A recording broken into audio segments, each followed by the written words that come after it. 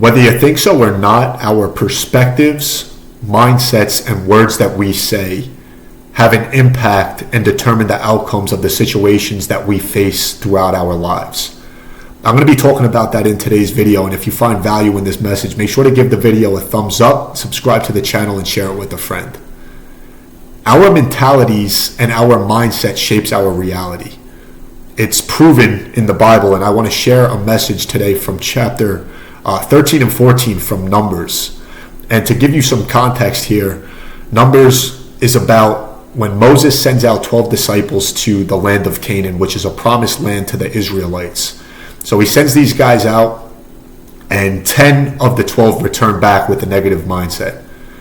They see it as way too big of a task for them to take on. They see all the negatives in the opportunity that's presented for them, and come back and start to spread this fear, this inferiority, and in turn, a bunch of the Israelites start to have this negative impact and mindset.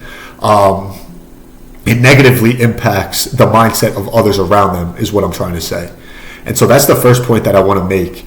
When you are surrounded by those that are negative, whether it's in life, in business, sports, work, everywhere and anywhere, that negative mentality starts to spread.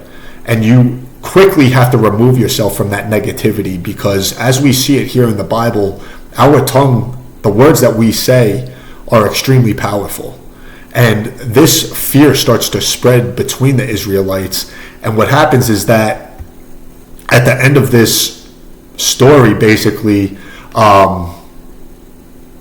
those that doubted God and doubt God's promise, basically he doesn't allow them to endure and live through to get to the promised land. Whereas there's two guys that come back with a positive mindset. And those two guys are Joshua and Caleb.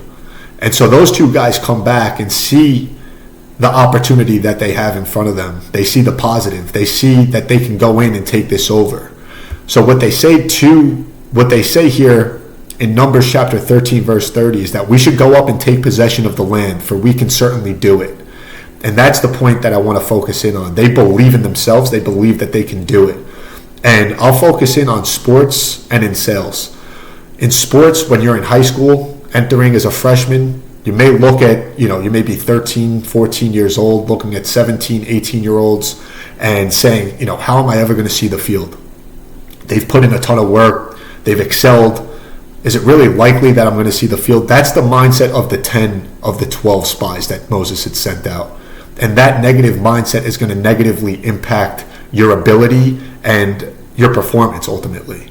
Whereas if you come in with a positive mindset and rely on the work that you've put in, consistently put in that work moving forward and progress and have faith, then more than likely there's going to be an opportunity that presents itself to you to get on the field. The same goes for college, and the same goes for in life after sports. So specifically in sales, you're given a quota every year, right? And so let's say that quota is $1 million. Every year that number goes up. And every year, if you enter that year with a negative mindset, asking yourself, how am I going to hit this number? There's not enough opportunities. There aren't enough accounts. There aren't enough people for me to reach out to. That negative mindset is going to negatively impact and determine your outcome. You're most likely not going to hit your number with a mindset like that. And it's proven, it's said here in the Bible. And so Caleb and Joshua are actually able to go in, and God promises them. So what God says is that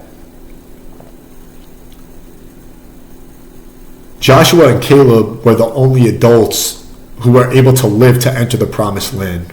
And this is found in Numbers chapter 14, verse 24. Everybody else who doubted and feared missed out on God's promise. And so the final point that I want you all to take away from is be cautious of the people that you're hanging out with. Be careful of the words that you're saying, and really start to try and create and develop a positive mental attitude, because that's going to carry with you and ultimately positively impact your performance on the field, in life, in business, throughout relationships, etc. Something I have to work on and continue to try and work on wanted to share that message with you all. Hope you guys found value. Thanks for the time. If you did find value in the message, make sure to give the video a thumbs up, subscribe to the channel, and share it with a friend. Thanks again.